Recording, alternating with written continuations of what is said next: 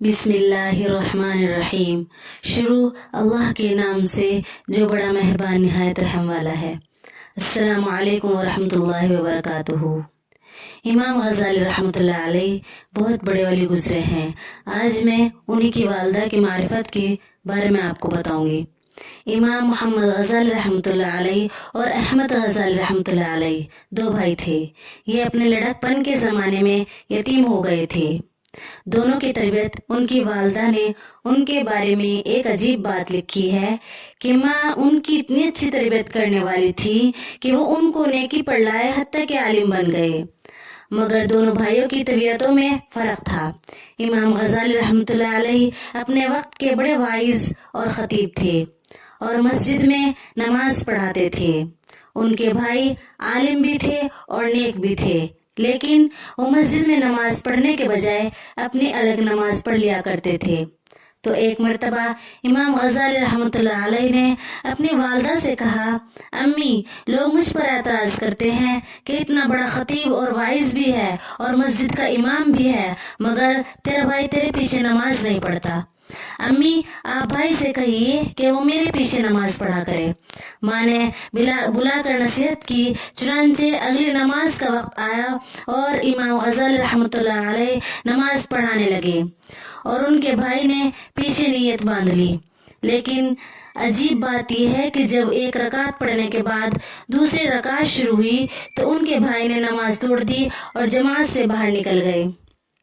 अब जब इमाम गज़ाली रहमतुल्लाह अलैह ने नमाज मुकम्मल की और उनको बड़ी सुबकी महसूस हुई, वो बहुत ज़्यादा परेशान हुए, लिहाजा महमूम दिल के साथ घर वापस लौटे।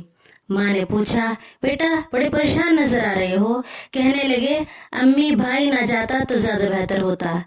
ये गया और एक रकात पढ़ने के बाद दूसरी रकात में वापस आ गया और उसने आकर अलग नमाज पढ़ी। तो माँ ने उसको बुलाया और कहा, बेटा तुमने ऐसा क्यों किया?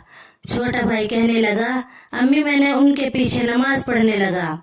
पहली रकात तो उन्होंने ठीक पढ़ाई, मगर दूसरी रकात में अल्लाह की तरफ ध्यान के बजाय उनका ध्यान किसी और जगह था, इसलिए मैंने उनके पीछे नमाज छोड़ दी और आकर अलग नमाज पढ़ी।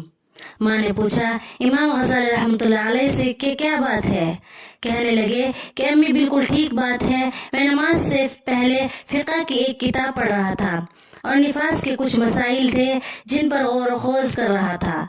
जब नमाज शुरू हुई, पहली रकात मेरी तवज्जो इल्लाह में गुजरी, लेकिन दूसरी रकात में वही निफास के मसाइल मेरे जहन में आने लग गए। इनमें थोड़ी देर के लिए जहन मुल्तफत हो गया, इसलिए मुझसे गलती हुई। तो माँ ने इस वक्त एक ठंडी सांस ली और कहा, अफसोस कि तुम दोनों में कोई भी मेरे काम का न बना। इस जवाब को जब सुना, दोनों भाई परेशान हुए। इमाम गज़ाली रहमतुल्लाह अलैह ने तो माफ़ी मांग ली, अम्मी, मुझसे गलती हुई, मुझे ऐसा नहीं करना चाहिए था।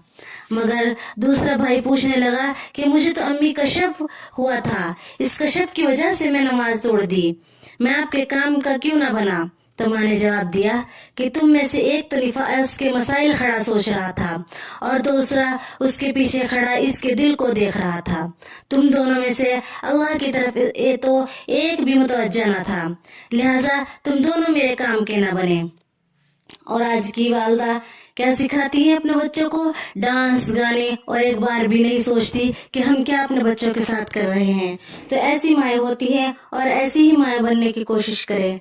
अल्लाह ताला हमें सुनने और पढ़ने से ज़्यादा अमल की तौफीक नसीब करे। आमीन।